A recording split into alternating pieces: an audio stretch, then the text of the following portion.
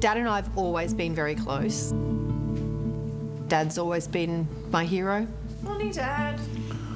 Morning. What have we got here? Oh, Medication. righto. I am an only child, so it's just me that has the responsibility of taking care of Dad now. How are you feeling today? Oh, well, it's a good day because I woke up and I'm still alive. That's a pretty good day when you get to this age. Every day counts. The hardest thing has been watching this man that I idolised my whole life slowly disappear in front of my eyes. I can still have a conversation with him every single day, but he doesn't remember it half an hour later. So it looks like you've got your bag and your hat out, ready to go. You going somewhere today? Oh, I'm always ready to go. Always. Having dementia is interesting because it depends a little bit on what it affects. If you've got a good memory of the good things in life, the good things are far more important. Urgently need Land Rover clutch plate Series 2. Require water also if possible. And the signature Leyland Brothers. That's Lima Echo Yankee Lima Alpha November Delta Brothers. Travel all over the countryside, ask the Leylands, ask the Leylands. Their travel documentaries over the past 30 years made the Leyland Brothers household names. Hundreds of hours of television, tens of thousands of kilometres over the countryside. Come on, me in and join in the fun, travel all over Australia. A lot of people, when they're going to go on a road trip around Australia these days, say, I'm going to go and do a Leyland Brothers. And off they go on their trip, so they go exploring. And Frankie's ready. Oh, that's good. That was a big package. Yeah, me too. He's still aware that he is Mal Leyland from the Leyland Brothers, yes, definitely. We've got the Wheels Across the Wilderness 60th anniversary trip, which we'll be doing this year. Oh, you have been busy. The main reason for what we're wanting to do is to honour what my dad did and for people to remember what he did and celebrate what he did.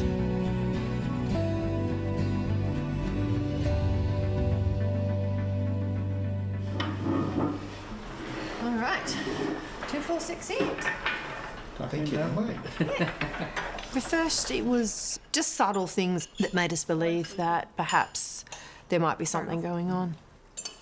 He would be telling stories about things from the past, and all of a sudden the stories weren't exactly right. He was getting them muddled up. Or I'll walk into his bedroom and he's just staring at the ceiling. Do you remember that John and I weren't here last week? Yeah. You did notice that we were gone. Do you know where we went? No. So a few times he would get lost, and I always thought it'd be ironic that Mal Leyland, this person who explored a lot of Australia, you know, police are searching for Mal Leyland who's lost in bushland, would probably not be very good headlines. I found a lot more stuff, Mal, Yeah. for you to go through and have a look at and sort out. Righto. Yeah. Well, there's a lot of it. By the time we actually finally got into the specialist, I wasn't surprised to hear that he had the dementia. That's out in Central Australia, and it's at Uluru, I think they call it. And I suggested to Carmen that, you know, maybe it was time that he came to live with us. We didn't think he was ready to go into a retirement village. All the memories, eh? At the moment, I'd say it's classified as moderate dementia. So many different parts of the country. Accepting that Dad is going to get worse is hard. We're definitely dreading the day when it gets to the point where we realise that we can't take care of him anymore. I don't feel as though it's getting worse, but luckily I've got a lot of photographs, so I've got things to remind me of stuff that I've seen and done. So I can always look them up. A lot of people think of us as being a pair of Aussie blokes who just grew up in the suburbs of Australia. But in fact, we started out in England. So we're the original 10-pound pom family. I think the reason Mike and I ended up as close as we were was because Dad got into real estate and moved around from one suburb to the next. As a result, we changed schools so much we didn't really get enough time to make good friends, so we became each other's best mate. And his very first film he ever shot was at the Olympic Games. And that's how we got into shooting films. And we ended up filming little home movies of things that we did, you know, holiday trips and stuff like that. So I bought an old Land Rover and set off on a trip to Ayers Rock. These days, some people might think it offensive that we climbed the rock, but in 1961, not many people made the trip and everyone did it.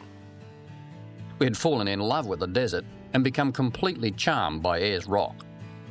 We'd made a movie too, an amateur movie, The Lure of the Centre. Mike showed Lure of the Centre to the news editor and landed the job of Channel 3's first news cameraman. For a while, Mike and I were rivals. Using this camera, I started work as a cadet photographer with the afternoon daily paper here, the Newcastle Sun. But the rivalry didn't last long. With only 1 year's professional experience, we joined forces to make our first commercial film. And all the books that I'd read said the secret to selling a documentary was to actually do something for the first time. So I picked up a map of Australia and thought, well, what could we do that's not going to be too expensive and too far away? And looked at New South Wales, and there was this Wrigley line going through it, and it was the Darling River. And no one had done it, and it was 1,400 miles. We had no idea what we were letting ourselves in for. And so inexperienced were we never even had a pair of oars with us. We had an outboard motor only. And it gave us trouble, kept breaking the propellers. Then we thought, well, if we get some baked bean tins and tip the baked beans out, we could flatten the tin out and cut it to some sort of shape resembling a propeller. We managed to sell our Down the Darling film to the Nine network, and the film became so popular, it was repeated within 2 weeks and got huge audiences. There isn't any doubt that the success of Down the Darling prompted us to believe that we could make a living out of doing it. Adventurers who are actually going out and paying for their adventure by selling the film to a television station. It was just unique in those days. And they told me they used Super 8 film. They were doing it almost home movie style, which everyone loved. There was a charm to it, and it meant they could make really good money out of it. 5 young Australians set out on an expedition never made before. A journey across a waterless continent. But we had to come up with something better, something that no one had done before. And that's when we decided we'll go right across Australia from one side to the other. And on the way, we had to cross the Simpson Desert. Ahead lies 300 miles of hard slogging over Simpson sandhills, with no water holes at all. I think the most spectacular, most impressive thing we saw was Ayers Rock in the rain. We were there, we arrived on one day and it was bright and sunny. And then next day at port we had 6 inches of rain, and this broke the 8-year drought.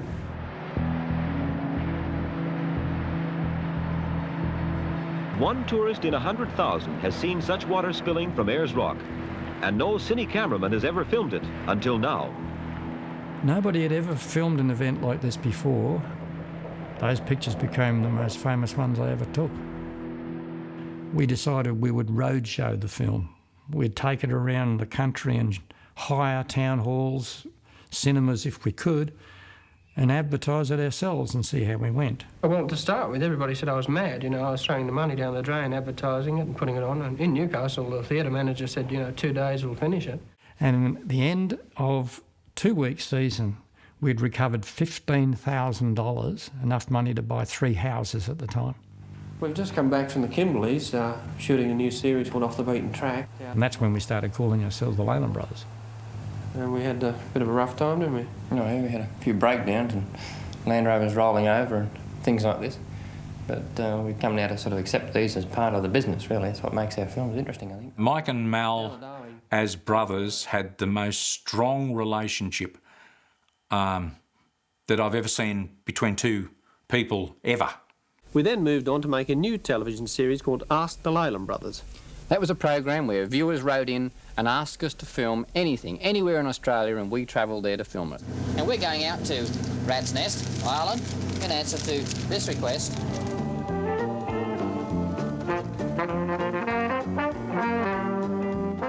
We travel with our wives now in 2 vehicles, and We all work together as a team. Just Mike does all the camera work, I do the sound. Another good item is a well-equipped picnic set. Both of the wives were attractive girls, and both Mike and Mal were a bit sexist, and so they used their wives as a draw card.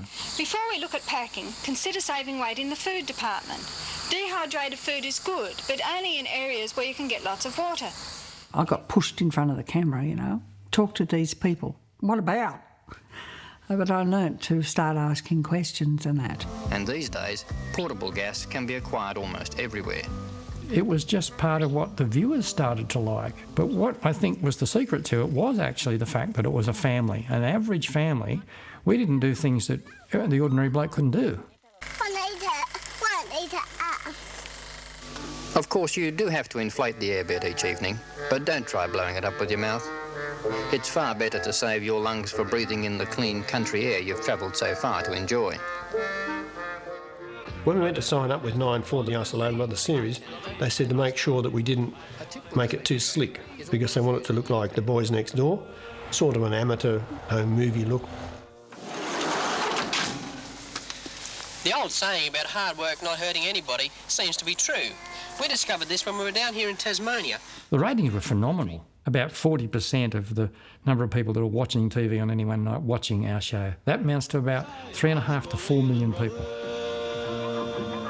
If there's anything you want to know about this great continent of ours, then ask the Leyland Brothers. Where do you reckon we are, Mike? Bugged if I know, man. 2 guys have disposed of their Kodak wrappers properly all over Australia. I don't think Mike and Mal ever complained about the parodies and the put-downs. They were always put down as these amateurs and so forth, and it just gave them more and more publicity. Look at that, the Leyland Brothers putting a smile across Australia. That's the kind of guys you are, eh? The biggest advantage was that they had a positive image, a very positive image. No one ever said no.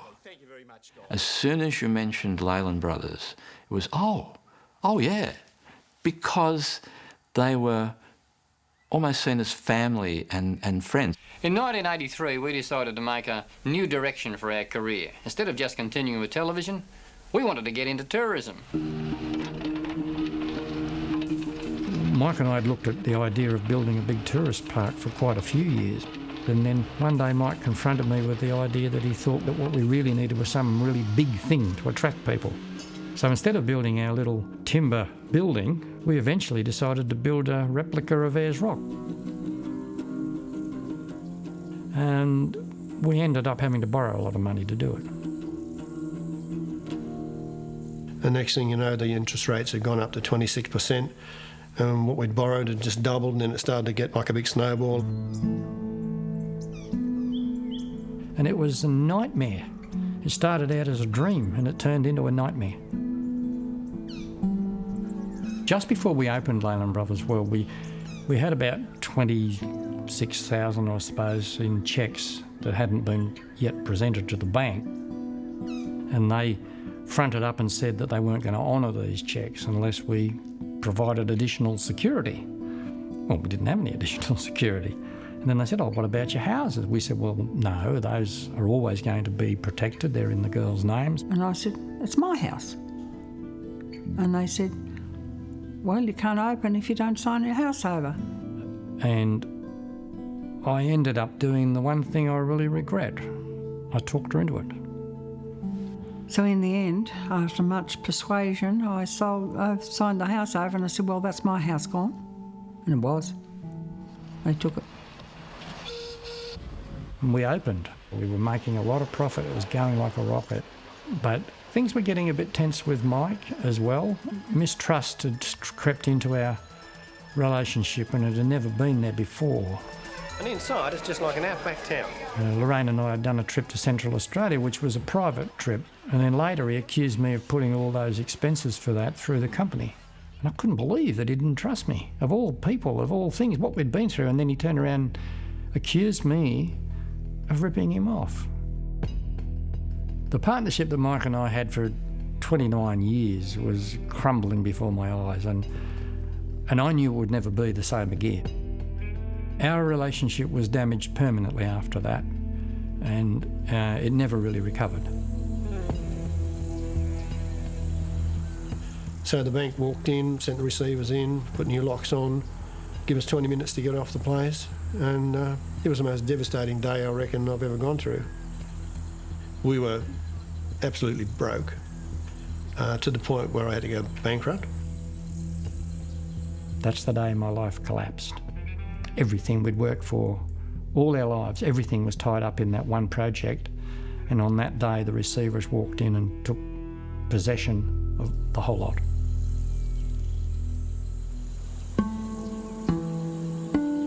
I felt like shit, to be perfectly honest. In hindsight, Leyland Brothers World was a huge mistake. Biggest mistake we ever made.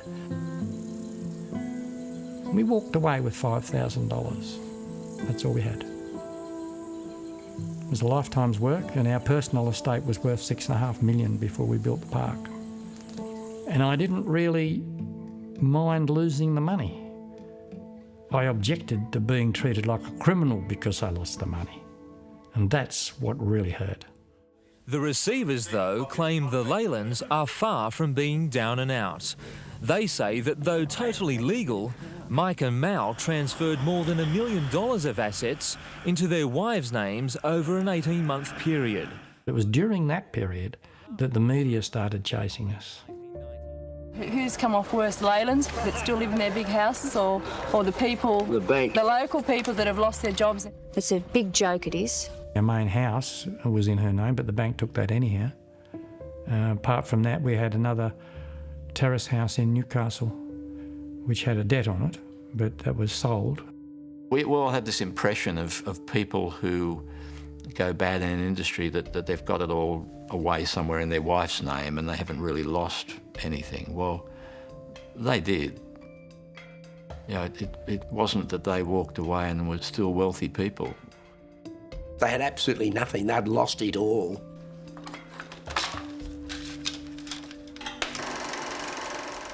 Mike and I had our differences prior to that, and since there was now nothing left that we jointly owned, there was no need for us to stay together in partnership. So for the first time we went our separate ways. This is Mike and Mal Leyland, two young Australians who've become legends in their own country. For a while we didn't communicate with each other at all. I said, look, forget the what-ifs, that's all finished. Look ahead, that's the only way you can go. And then I realised that times were very difficult when Mike wrote a book and Mal told me he wasn't going to read it. And I realised then that there'd obviously been a complete split up, which was very, very sad. Yeah, well, Mike came out of it financially better than me in several ways. He went into a couple of different business ventures, all of which were very successful.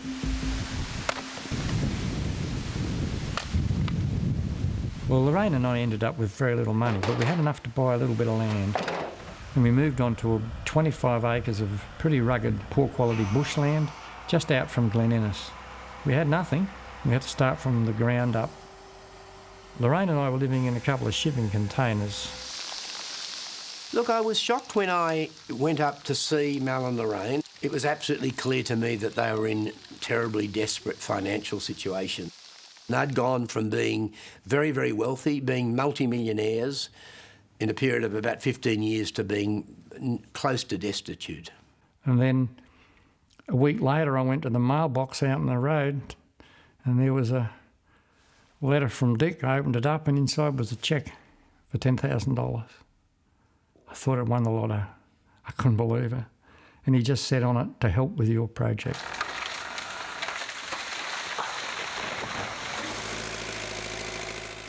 The place Mal built at Glen Innes was absolutely indicative of his attitude to life. He just got out and went back to basics, and with whatever little money he had, they started to build the place, literally with his own hands. He bought a mill, he cut the trees down on the property, he milled the timber, he built the building, he did it all. It's a big, big effort. And I'm not 100% fit, so I have to time myself and pace myself very slowly. Well, not long after the collapse of Leyland Brothers World, I discovered I had cancer. in the bladder. I had a huge tumour, which required surgery to be removed. I've had some success with potatoes already, and that's encouraged us to think the soil here is probably pretty good for them. I think growing our own food and living off what we grew ourselves, getting rid of all the chemicals out of our lives, made a huge difference to my health. And I defied the odds.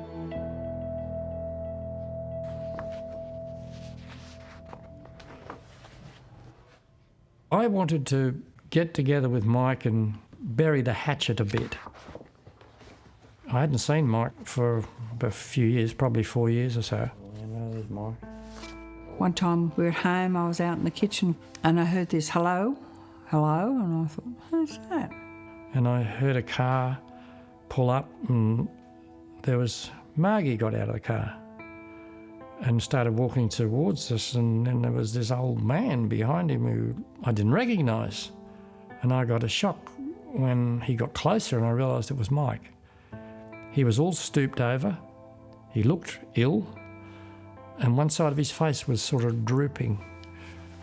And that's when we found out he had Parkinson's disease.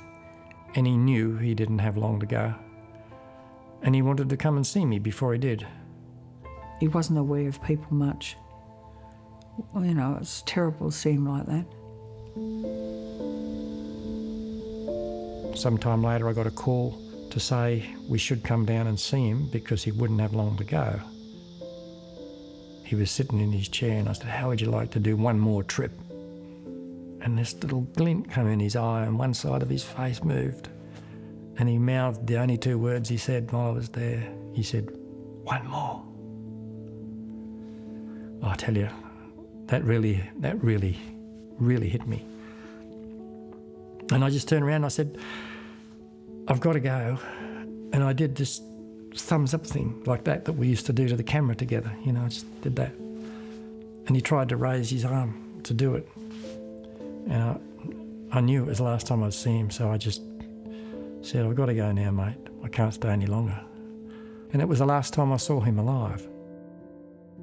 And then I got a phone call a few months later saying he'd died. Mal just about collapsed. And unfortunately, it meant that I couldn't have the discussion with Mike that I wanted to have. I wanted Mike to know that I had never been that dishonest person he thought I was. I wanted him to understand that that wasn't what had happened. I wanted to bury the hatchet on that. I wanted that to be gone and dealt with. It was something I never got the chance to do. G'day, I'm Mal Leyland. My wife Lorraine, our daughter Carmen have already completed one full circuit of Australia on a caravan and camping odyssey that most people only dream of. I often get asked the question of what's it like growing up with, you know, the Leyland brothers, or one of them as your father. A great feature of the Tocumwal area is that they not only have beautiful strawberries, but you also get the chance to pick your own. For me, I grew up with a camera in my face. I grew up travelling, and apparently I would run around as a 2-year-old and go, shh, we're filming. It was 2018 when Mum passed away. Dad really struggled to move on with his life. He felt very lost. My mum was the centre of his life. He had many ideas of getting back and filming and doing what he loves, but one way or another it just didn't come to fruition. Over here we've got copies of Mel's books and a lot of his old bits and pieces that he used for all the filming. He definitely remembers the past. He has talked a lot about one particular trip, Wheels Across a Wilderness, which was when they went from Steep Point, the most westerly point of Australia, all the way across to Cape Byron. It seems incredible, but these 5 people have succeeded in crossing for the first time the Australian continent at its widest point. So it was only recently that my husband and I realised that the 60th anniversary of that Wheels Across the Wilderness journey is coming up soon, and we went, wow, what an opportunity to recreate that trip 60 years on. So we've got Where Dead Men Lie, which is your original book. Yeah. And of course you've got in here the map that you originally followed roughly. We're planning to follow the original route as closely as possible, going to all the places that they stopped at. Up through here, up to the border, and then you cross over and you end up at Birdsville, a big town. We thought it was a big town because it had a pub. Still does. So we're hoping to go in the middle of the year, around the same time that Dad did the original trip back in '66. A trip like this is a real eye-opener to anyone who's never done it. You realise what a great country we live in. Yeah, definitely. So we have managed to get 10 vehicles that are prepared to come along with us, and they have paid to tag along. The money that we raise from that trip is going towards creating a photographic museum and gallery in Cairns. So this is a space, guys, that you were looking at. I think it'll be perfect for you, what you are looking for. We're currently looking for possible venues. So it will have a museum element to it where people can hear the story of both my dad and my mum.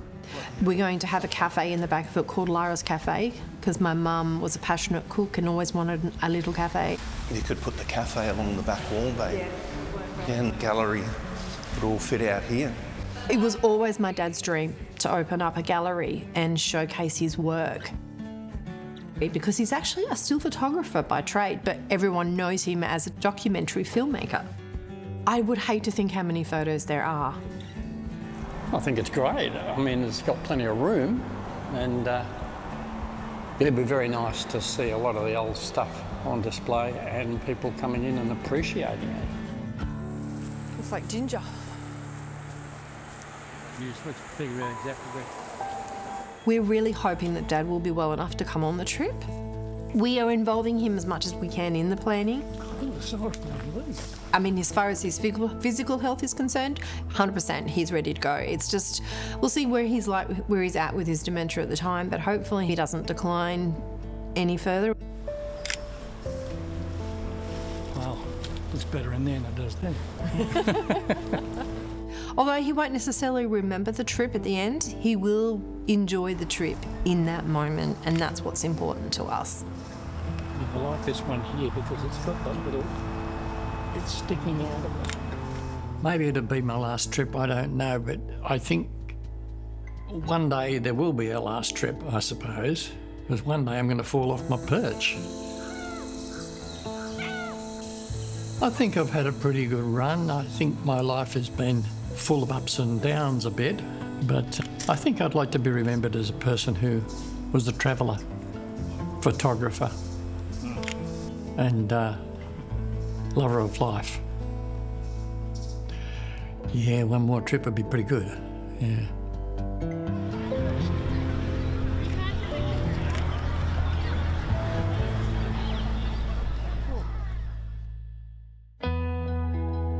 I remember the wonderful time I had with Lorraine, my wife. The best thing that ever happened to me was meeting her and marrying her and living with her. It was wonderful. I sometimes have dreams with her in it, and I feel like she's basically there, you know, and you wake up and you realise, of course, it's a dream. Meeting her was the highlight of my life. She was the highlight of my life, and in my memory she still is.